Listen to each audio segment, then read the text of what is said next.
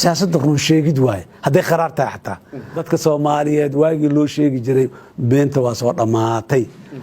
ciidama la qaaday Eritrea inta la geeyay oo haddana laga sii qaaday aba dagaalkii Itoobiya gudaheeda ka socday tageen waxaasana loo sheegay war dagaalkii Itoobiya waa aadano intaana wax lama geyn markii ugu horeysay waxa nin waalida oo idaacada ka hadla jiro nabasugida yeertay wiilkayga inuu dhinto ii sheegay laakiin asbaabta ku dhinta xataa anagu ma ogin iyo meesha ku dhintay waa qofka kaliya la ogyahay wax kale oo dhimashadooda la sheegay maxaad ugu laab qaboojin hooyooyinka iyo abayaasha Soomaaliyeed ee carruurtoodu maqan yihiin waqtigan ku daawanaya maxaad fariinta aad siinaysaa ay tahay leeyahay mar wiil Soomaaliyeed oo 20 jir oo hooyo dhashay ma qarsoomi karo waa dhima kariya waa laga sabri karaa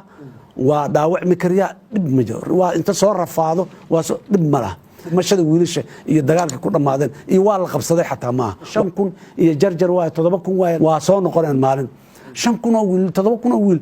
noloshooda iyo mustaqbalkooda ma qarsoomi karaan hooyooyinku waxaan leeyahay nidaam sharci ah dalku leeyahay yaradiin wiilasha aad dhasheen oo kuriseen oo qaarkood agoonnimada ku kuriseen Eritrea noo joogan tababar ay noogu jiraan dagaal Itoobiya ma aadin anagaba keeni waa soo mar dhow waa cadeynayna dadka Soomaaliyeed soo hordhigayna waa dhaawacmi kariya dib ma jiro waa inta soo rafaado waa soo dib ma laha waana wixii dhaawacna la soo qabanay kuwa kale waa soo noqoneen maalin 5,000 jarjara uga tagnay meeshiisii jooga 5,000 oo civil servant oo xuquuq leh oo sharci oo la eryi karin oo la raxay karin oo maanta ayaa joogto 23,000 oo ciidan aan ka tagnay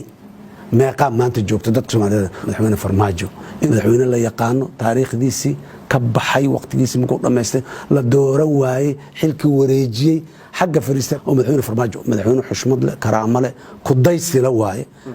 inuu Farmaajo u dhahay taariikhdiisa waa u qoran tahay inaad inta ka martay waa u qoran tahay amaanay leedahay dadka Soomaaliyeed oo dhammaan yaqaan caalamka yaqaan waa la yaqaanaa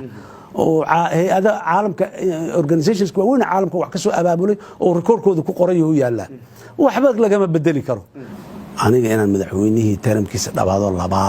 labaad inaan ay dad qaar saaxiibada ah haday dhibsadeen ama siyaasiyiinta ah waxaan leeyahay raalli ahaada ha iska iloobaana marka mala awaalka iyo riyada khiyaaliga loo sheego hada iyo populismka iyo maxaan ku raad dadka xasaasiyadkooda iyo emotionskooda caadifadooda la kicinayo xumba waaye xumbana waa dantahay iska dhaafa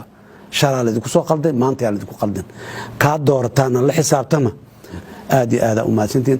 dadka Soomaaliyeed waxaan u rajaynayaa guul waxaana ii muuqato guul waxa dhacaya iqraadaadka dhacaya barashaday ka mid tahay waxbaan baranaynaa fadlan daawade follow garayso page-ka Facebook ee Dulmar Media siina leek garayso page-ka si aad goor kasta halkan uga heshid warar iyo warbixin ku raali geliya waad mahadsan tahay ee goor kasta la soco ku xidhnow Dulmar Media.